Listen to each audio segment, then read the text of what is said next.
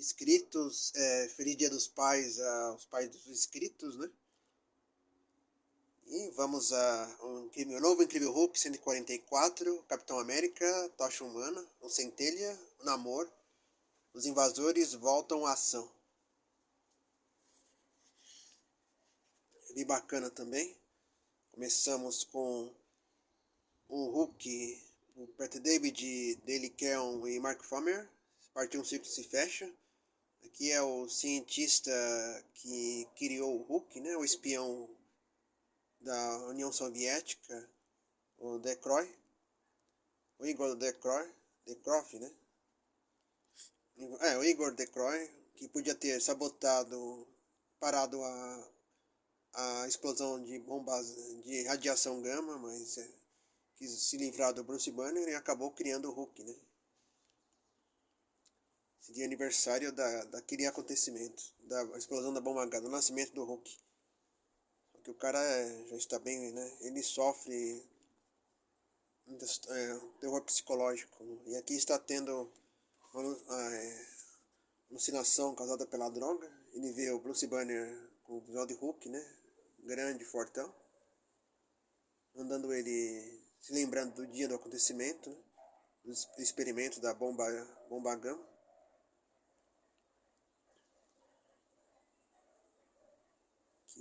Que o Bruce vê o Rick Jones, no caso, indo para o deserto, ele mandando o Igor parar a contagem, só que ele só deixa o Bruce Banner ir embora e fica se imaginando, né?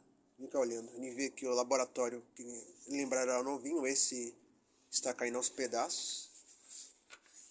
É aquele momento de terror, que ele relembra a contagem, que ele podia ter apertado o botão, mas ele tinha uma missão, ele era um espião da União Soviética, o objetivo dele era se livrar do Bruce Banner e se apossar do experimento da radiação gama, já que era uma arma, né?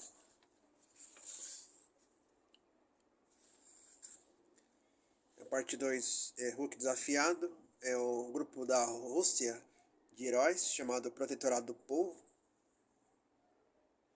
Aqui eu só conheço o Dínamo Escarlate, que é o inimigo do Homem de Ferro. Aqui a fantasia está tendo uma alucinação. Aqui é o tal de Vostok, que ele controla metal, e o Peru, uma espécie de Thor lá da Rússia.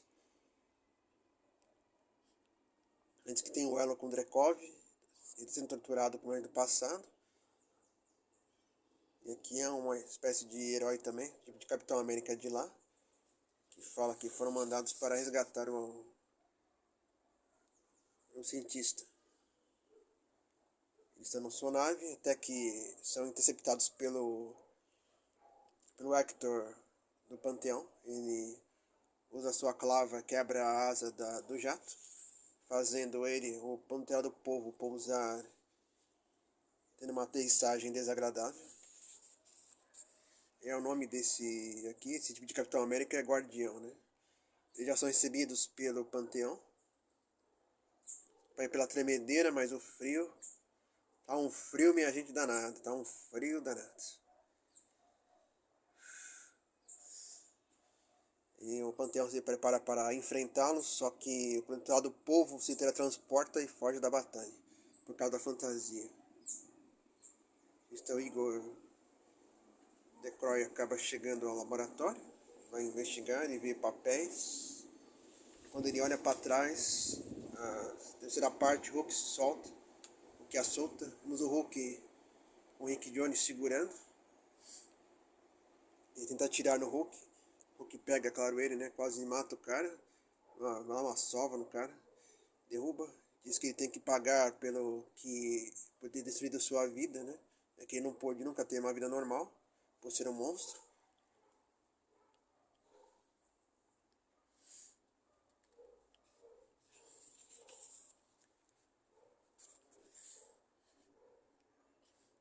Dynamo Scarlet aparece, exigindo que solte o Igor Dekroy.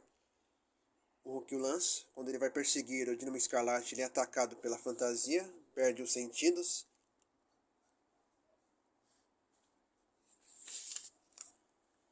Ela diz que ela anulou o sentido do Hulk, então os outros podem atacar.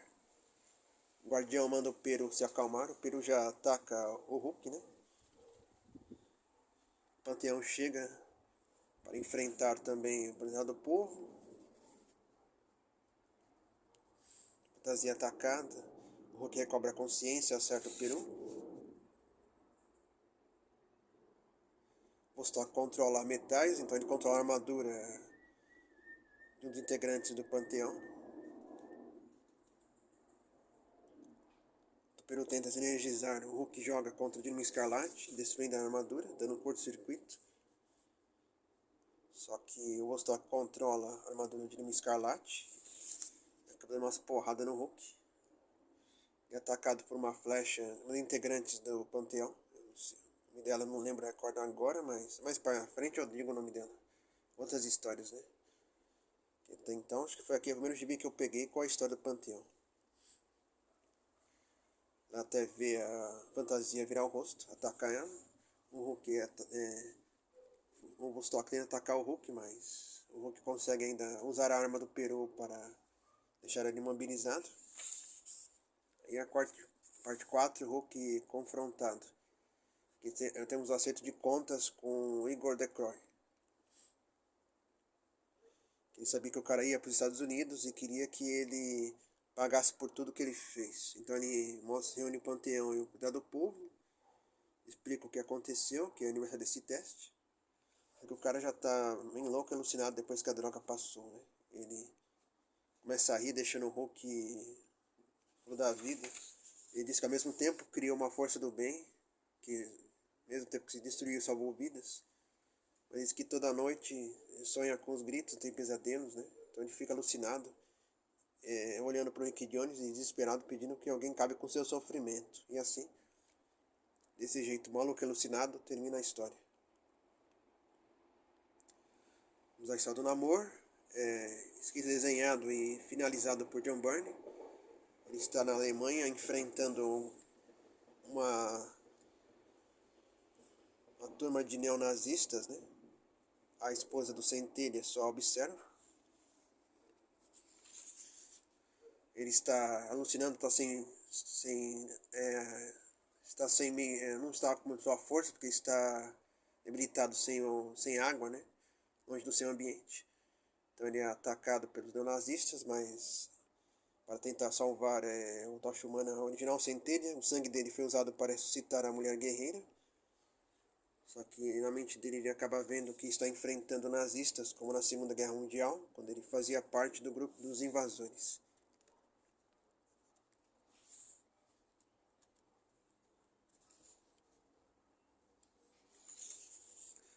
Com surpresa, os invasores voltam, ele olha, vê Spitfire, Union Jack e a Namora.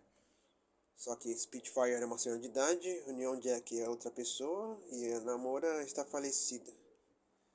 Aí a história meio que volta, né? Vemos a Spitfire, a Lady Kickton, recebida com a chamada de uma heroína chamando ela, né? Nome solteira, Lady Jacqueline Crington. Aí aparece a Namorita, que pediu ajuda para que ela pudesse resgatar o seu primo, o Namor. Ela explica que ela estava com o Namor na Alemanha, ele parou o carro para investigar, para andar um pouco. Ela quis segui-lo, mas quando ela viu que ele entrou num lugar abandonado, que seria a Alemanha Oriental, né? Ainda seria baseado ainda a história meio da Guerra Fria, né? Quando ela ouve falar sobre o Grande Mestre, que foi inimigo dos invasores, ela é atacada por uns skinheads, uns punks, né? Ela torce o braço de um, só que ela é atacada por uma multidão. Ela consegue sair com as roupas rasgadas. Depois que ela conseguiu voar, até que ela perdeu sentidos e foi para no hospital. Então, ela só pergunta se pode liberar a Namorita, então eles vão resgatar o Namor. Chega no seu castelo, ela liga para Nova York, né, para os Vingadores. O Jarvis diz que o Capitão América não está, mas quando chegar, ela quer uma emergência, né? Então ela leva a Namorita até um galpão, Lá vem um avião que era para ser usado na Segunda Guerra Mundial, mas como a guerra acabou, então ficou sem uso. E aparece um novo Union Jack. A namorada pensa que é o Capitão Britânia por causa do uniforme. Ele diz que não. Ela explica como ele tem ganho os poderes. Ele diz que é Cavaleiro Verde, cobriu o poder de Pendragon. Fica meio confusa. Depois a Spitfire explica, né? Eles voam no avião rapidamente para a Alemanha. E lá eles já são atacados. Quando vem um namoro, são atacados pelos punks. Pra reagir. Tem que o Union Jack acerta um golpe no punk, né? Quando o namoro vê que não é a namora, é a namorita, né?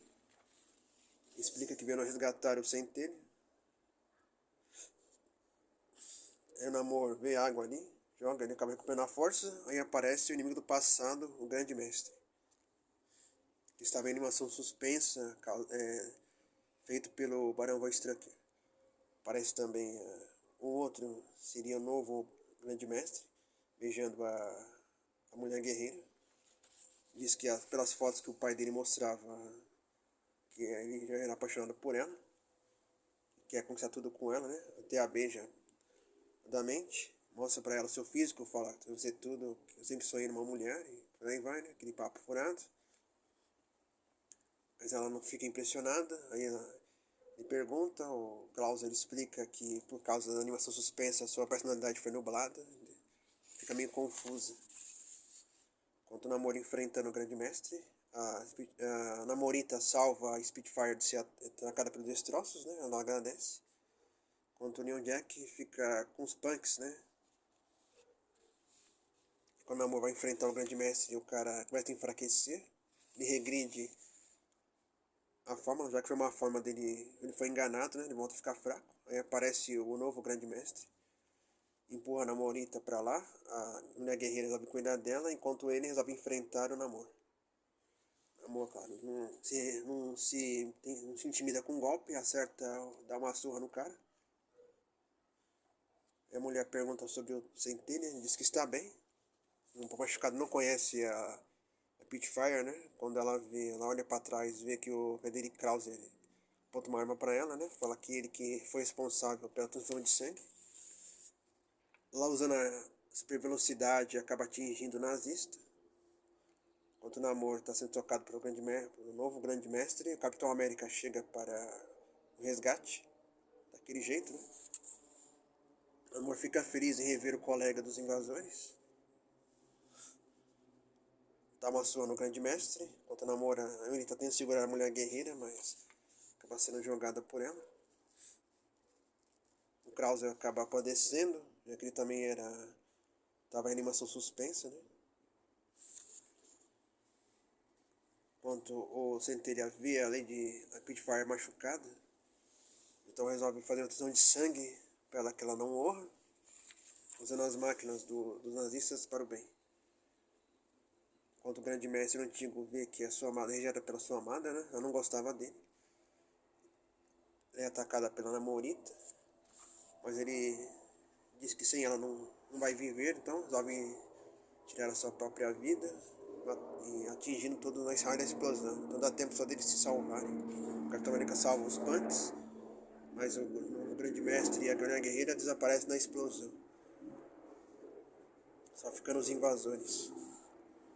E quando eles chegam para ver o Centelha, eles veem o corpo dele desmaiado. Aí quando eles olham para a Spitfire, ela está rejuvenescida. De uma senhora, ela volta a ser uma mulher jovem, com os cabelos grisalhos, né? Fica com essa aparência por um bom tempo.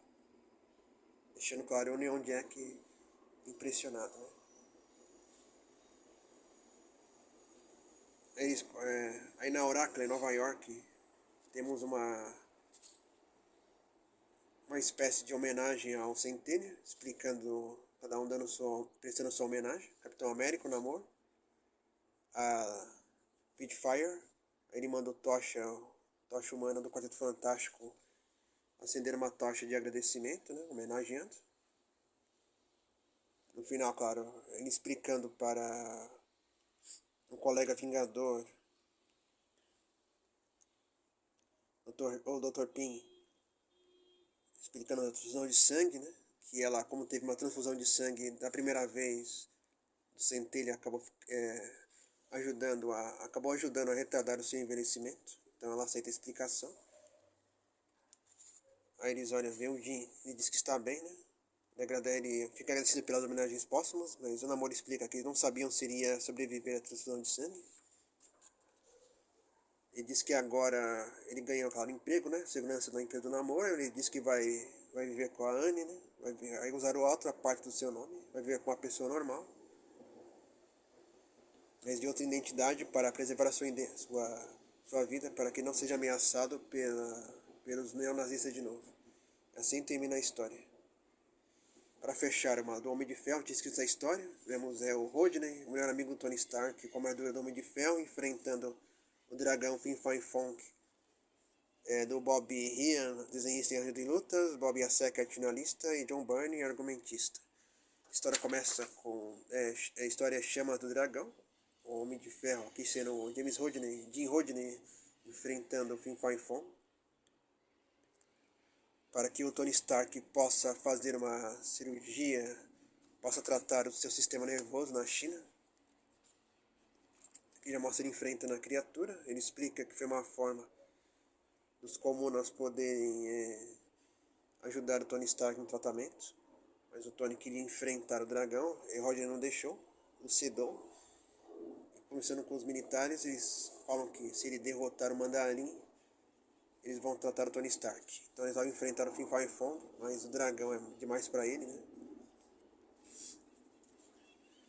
O Tony Stark acorda, recebe a ligação que o tratamento será feito. Ele disse que Rodney é um idiota, né? Espera que ele não morra.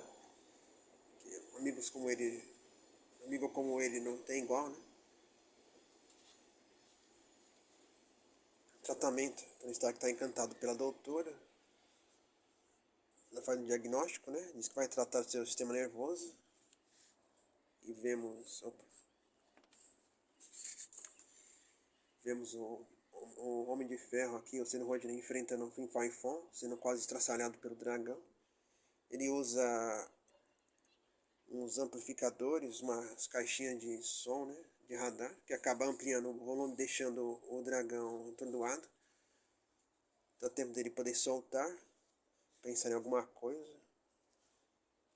São hiperondas, né? Só que rapidamente o Fin Fang Fong queima, se livrando do incômodo barulho, né? O Mandarim não gosta de ver o dragão matando o Homem de Ferro, diz que deixaria coisas abertas. O que controla o dragão, uma espécie de chinês centenário, Shen Chung, diz para ele que tem que aprender, né? Ainda tem muito que aprender ainda. O cara parece que é um imortal, né? Ele aparece em espírito para o Sr. Von Pong. Parece que ele quer mudar de corpo, né? Que ele vai abandonar o corpo dele e vai renascer. Dá um brinde ao plano. Ele está ligado ao Mandarim. Ele controla o Fin Fang Fong. Só que o Homem de Ferro acaba soterrando o dragão, derrotando, né? Momentaneamente. Ele acha que venceu, né? Vemos Tony Stark falando com a doutora.